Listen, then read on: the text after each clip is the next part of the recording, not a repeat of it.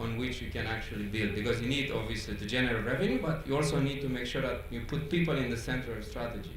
And if you put people in the center of your development strategy, you will soon realize that imports are just as important as exports. And then you start talking about how do I import services or export, what is, to go into the GATS talk, what exactly barriers do I face? Do I need to reform my Mode 1 digital service agenda? Do I need to reform the way in which people deliver services, or do I need to open up to people who want to invest and open an office in my country? Maybe the barriers is because it takes 1.5 years to build, to give a construction permit.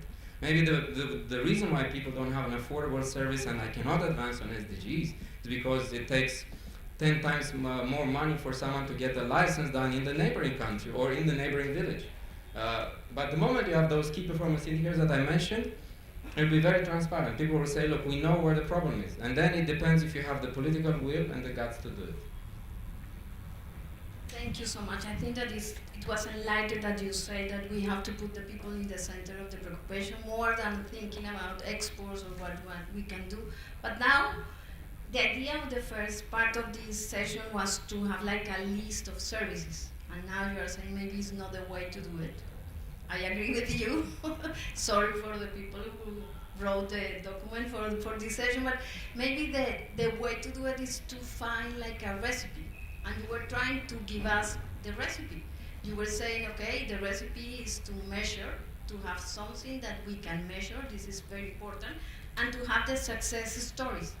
And if we mix these two ingredients together, maybe we are going to find public policy. So my second question is that the recipe? Is that the way? How? And if you know some of the examples that many countries that apply in the past in this public policy, please share with us. So Aiga, you, yes.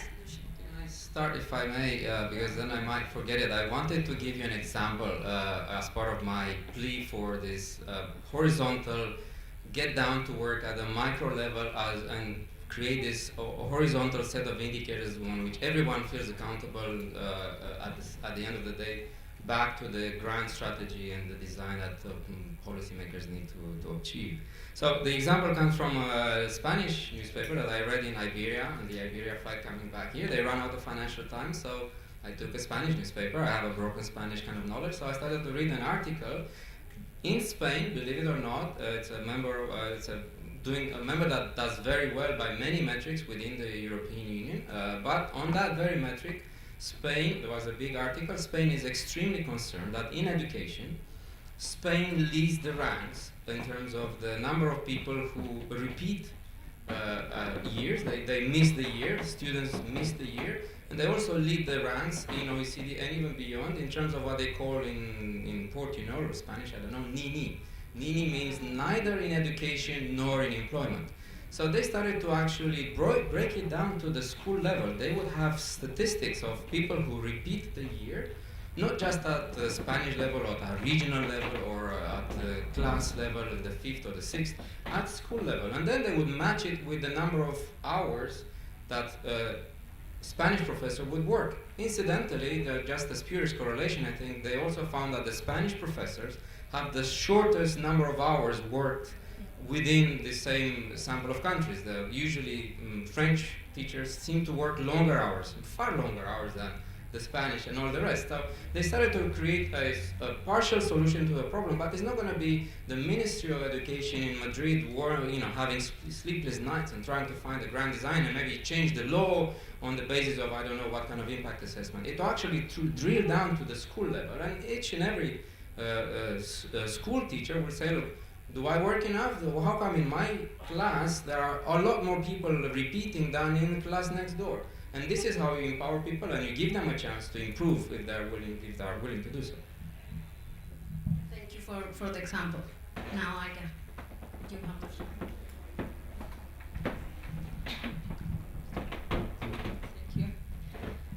Thank you. To tell about the tools and instruments that we are taking to make better of exchange and trade in services. So I already mentioned that the main goal of Eurasian Economic Commission is to formate a single market for services. So in this, of course, every country has own regulation of that services, and they have own tools and instruments how to regulate it. But within the Treaty on the Eurasian Economic Union, countries, 5 countries, took commitments to expand the single market for services in the maximum number of services. So for this, we use that kind of tools as preparation and realization, the plan of liberalization plans. This kind of roadmap that was adopted with heads of state members of the Union. And these activities within the roadmaps are used to determine the availability of substantial equivalence in regulation for the services sector in countries, or harmonization of market access if needed.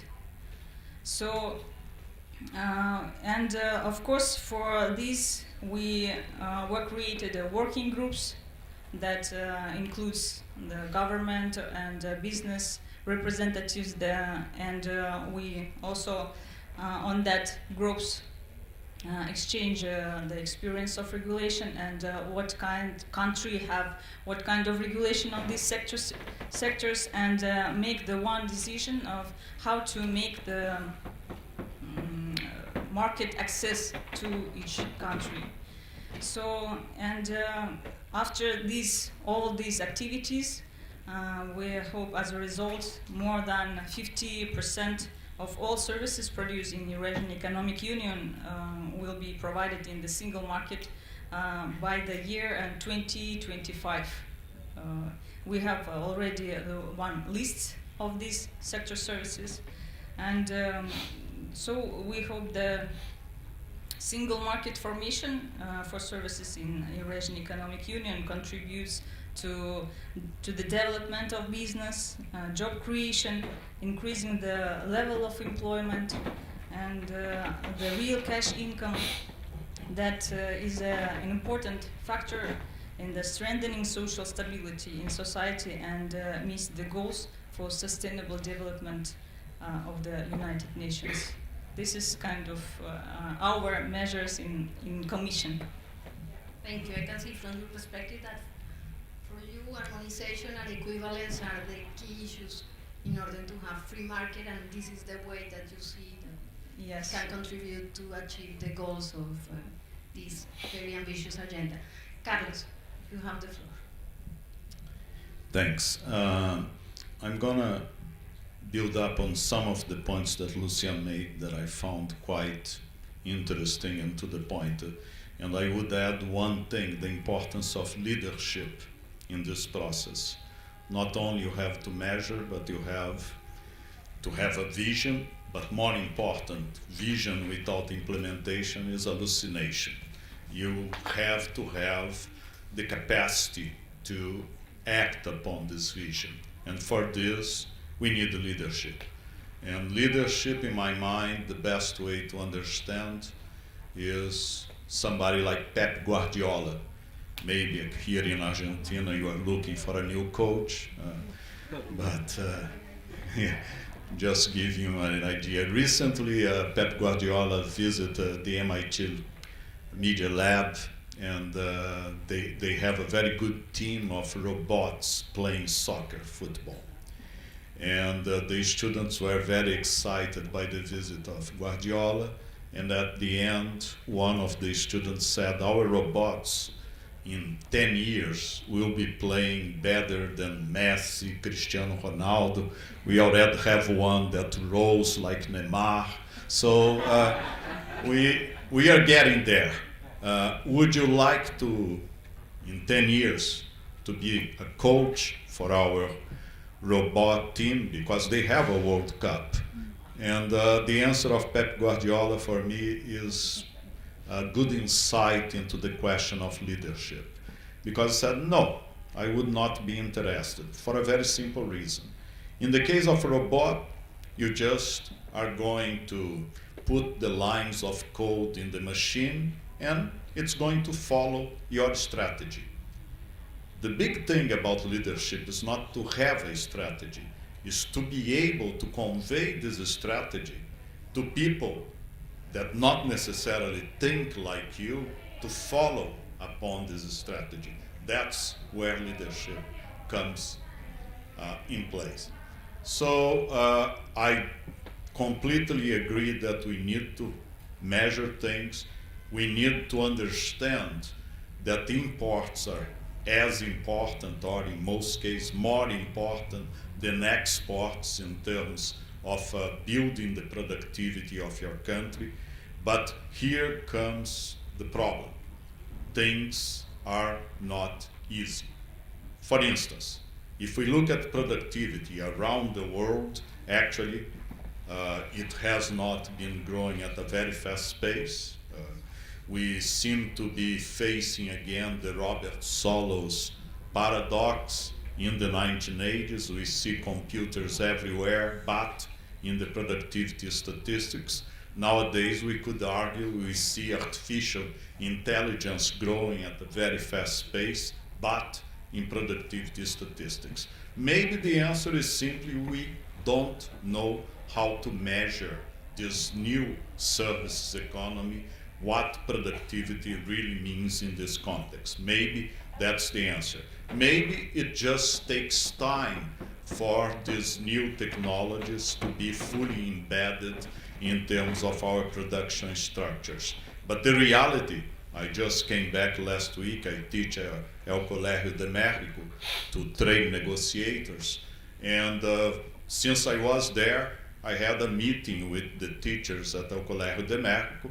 I talked to them about the upcoming Brazilian elections, and they were telling me about the Mexican elections and the election of López Obrador. And one fascinating thing is that here are two countries that couldn't be the most polar examples in terms of strategies of integration vis-a-vis the rest of the world.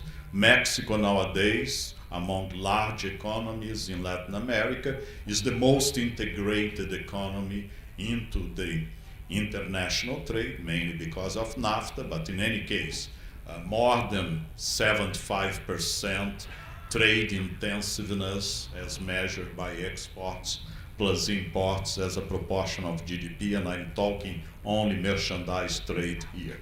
Brazil is the third or fourth most closed economy in the world.